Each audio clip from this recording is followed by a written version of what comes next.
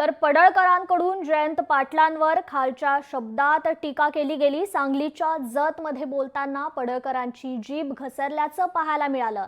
दरम्यान पडळकरांवरून काय राजकीय प्रतिक्रिया उमटल्यात पाहूयात।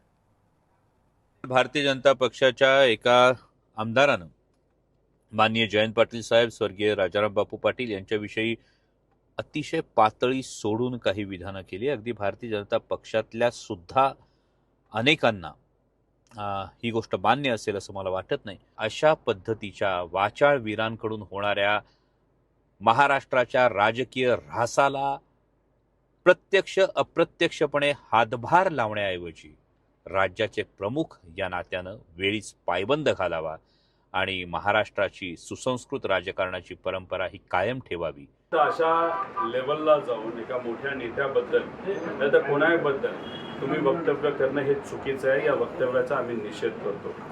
पडळकरांना कुठून तरी नाही तर कोणाचा तरी हा वरदास्त असल्यामुळे त्यांचा अहंकार हा वाढलेला आपण सर्वांनी बघितलेला आहे। त्यामुळे भाजपचे जे प्रमुख नेते त्यांनी तरी त्यांचा कान तिथं धरावा, नाहीतर जर तुम्ही धरला नाही, जर तिथं समज नाही दिली तर आम्ही समजू की खालच्या लेवलला जाऊन आई वडिलांपर्यंत जाऊन बोलण्याची मुभा जर कोणी दिली असेल तर ती भाजपच्या प्रमुख या राज्याच्या नेत्यांनी दिलेली आहे। निश्चित ह्याच्या मागे कोण आहे, ते बोलते कोण आणि ते काय बोलतात आणि ते बोलण्यामागे त्यांना फूस कुणाची आहे किंवा मोकळीक कुणी दिलेली आहे ह्याच्या मागे जावं लागणार आहे।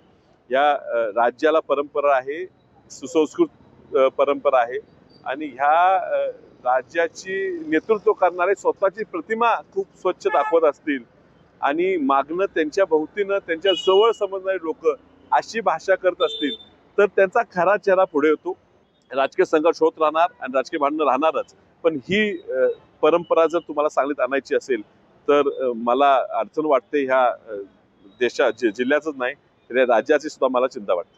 मी गोपीचंद पडळकर यांच्या वक्तव्याचं समर्थन करत नाही आणि संजय राऊत यांच्याही वक्तव्याचं समर्थन करत नाही। दोन्ही बाजूनी अशा पद्धतीची वक्तव्य येऊ नयेत यासाठी आपण काळजी केली पाहिजे। संजय राऊत खालच्या पातळीवर जाऊन बोलतात, अश्लील भाषेमध्ये बोलतात, तेव्हा ते योग्य असतं आणि गोपीचंद पडळकरांकडनं असा एखादा शब्द गेला की लगेच त्यांच्यावर तुटून पडायचं हे चुकीचं आहे। गोपीचंदजी पडळकर यांचा निषेध करतो। बाकी सर्व नेत्यांमध्ये हिम्मत असेल तर संजय राऊत यांचा निषेध करावा। लोकशाही मराठी ऐका, पहा, जागरूक रहा।